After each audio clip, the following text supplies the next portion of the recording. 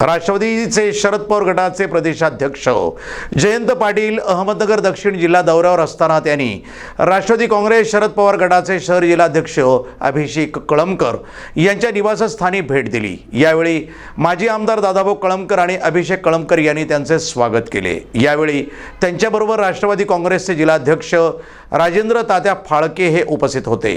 यावेळी त्यांनी पत्रकारांशी संवाद साधला।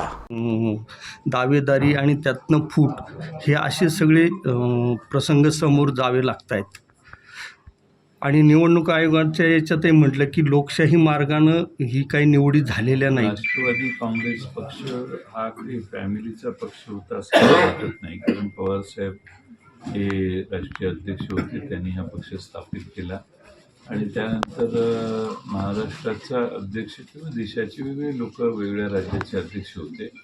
महाराष्ट्रातील पवार फॅमिलीतलं कोणी पक्षाचं अध्यक्ष नव्हतं, त्यामुळं हा फॅमिलीचा पक्ष आहे असं म्हणण्याची योग्य आहे असं मला वाटत नाही। सर, नेमकी चूक कुठं झाली की जेणेकरून चूक झालेलीच नाही, चूक निर्णय देणाऱ्यांची झालेली आहे। चूक कुठं झाली काय? चूक तुम्ही मेरिटनं बघितलं, आता काय वेळ नाही आहे आज आपल्याला, मलाही जायचं पुढच्या कार्यक्रमाला। चूक आमची झालेली नाही, चूक निर्णय घेणाऱ्यांची झाली आहे, त्याच्यासाठी आम्ही सुप्रीम कोर्टात जाणार आहोत। सर, आणखी मुख्यमंत्र्यांच्या भोवती सध्याला गुंडांचे छायाचित्र प्रसिद्ध होत आहेत, ट्विट होत आहेत, मंत्रालयामध्ये रील्स काढले जात आहेत। ही गंभीर बाब आहे का महाराष्ट्राच्या दृष्टीने? अत्यंत गंभीर आहे आणि महाराष्ट्र कोणत्या स्तरापर्यंत अधोगतीकडे गेला आहे याचं हे उदाहरण आहे। आणि गुंडगिरी आणि राजकारण आणि गुंडगिरी करणारे राजकारणात आलेत आणि राजकारणातली लोक गुंडांच्या मदतीने आपलं साम्राज्याचा विस्तार करताना दिसत आहेत। असं दोन्ही कॉम्बिनेशन सध्या महाराष्ट्रात चालू आहेत। सर, तुमच्या स्वागतासाठी लावलेले निकालानंतर बोर्ड काढण्यात आले अजित पवार गटाकडे, काय तुमच्या स्वागतासाठी जे बोर्ड लावले होते तर ते काढण्यात आले अजित पवार गटाकडे। त्यांचं म्हणणं असं आहे की पक्ष आणि पक्षचिन्ह हे आता कायदेशीरदृष्ट्या शरद पवार गटांकडे राहिलेलं नाही आणि ते जर वापरून जर तुम्ही फलक लावले तर आम्ही फौजदारी कारवाई करू असं म्हणत त्यांनी ते फलक उतरवलेले आहेत। बीजेपी में शामिल होते तब आप और जो बाकी नेता है वो कह रहे थे कि अभी भी राष्ट्रवादी एक ही है, तो क्या अब राष्ट्रवादी एक ही है या उसमें फूट होगी? इसके बाद बहुत कुछ हुआ है। राष्ट्रवादी का डिस्प्यूट चीफ इलेक्शन कमीशन के सामने गया, उसके सामने दोनों साइड ने उनकी जो भी बाजू है वो रखी और अभी इलेक्शन कमीशन का निर्णय है। तो क्या आपकी ओर से अब नई पार्टी और नया जो चुनाव चल रहा है सुप्रीम कोर्ट में ये जो इलेक्शन कमीशन का निर्णय है चैलेंज करेंगे। ही सर्व परिस्थिती पाहता एक म्हणजे शरद पवार गटापुढे सगळ्या नाउमेद करणारे घटनाक्रम घडत आहेत।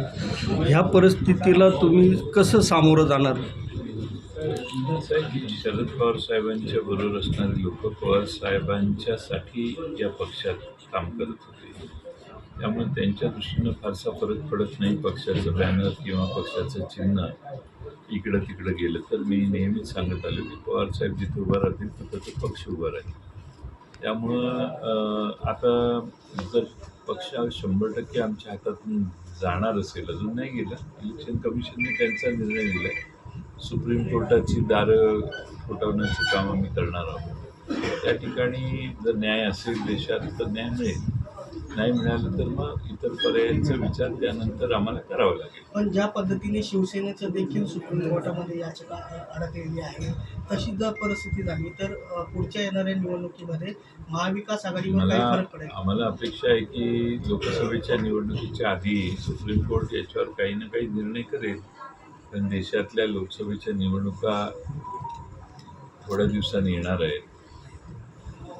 इलेक्शन कमिशन ऑफ इंडियाच्या समोरची सुनवाई 2 महिन्यापूर्वी पूर्ण झाली, 2 महिने ते थांबले। मला वाटतं सुप्रीम कोर्ट याचा कॉग्निजन्स घेईल की बाबा इतका विलंब त्यांनी निर्णय देण्यासाठी का केला, आणि त्यापासून कोणाला फायदा होणार नाही याची काळजी सुप्रीम कोर्ट घेईल अशी आमची अपेक्षा आहे. तर मग आता काय नवीन पक्ष किंवा नवीन चिन्ह असं काही तुम्ही भूमिका काही आहे तर काल तर चिन्ह घेईल पक्ष आणि चिन्ह घेतली एवढी गडबड कशाला आहे? सगळं व्यवस्थित करतील, काही अडचण नाही. आता काळजी करू नका. जिल्ह्यातील लोकसभा आणि विधानसभा सगळ्या निवडणुका पक्ष लढणार आहेत ठाकरे नेत्यांनी. अर्थात कार्यकर्त्यांमध्ये संभ्रमाची अवस्था आहे की कार्यकर्ते अजिबात नाही. कार्यकर्त्यांना सगळ्यांना याची जाणीव आहे की हा निर्णय कसा झालेला आहे, हा निर्णय अन्यायकारक आहे, येण्याची शक्यता होती असं बऱ्याच कार्यकर्त्यांचं म्हणणं होतं. पण आम्हाला बाबी आशा होती की न्याय असेल देशात म्हणून न्याय मिळेल, आता मिळत नाही.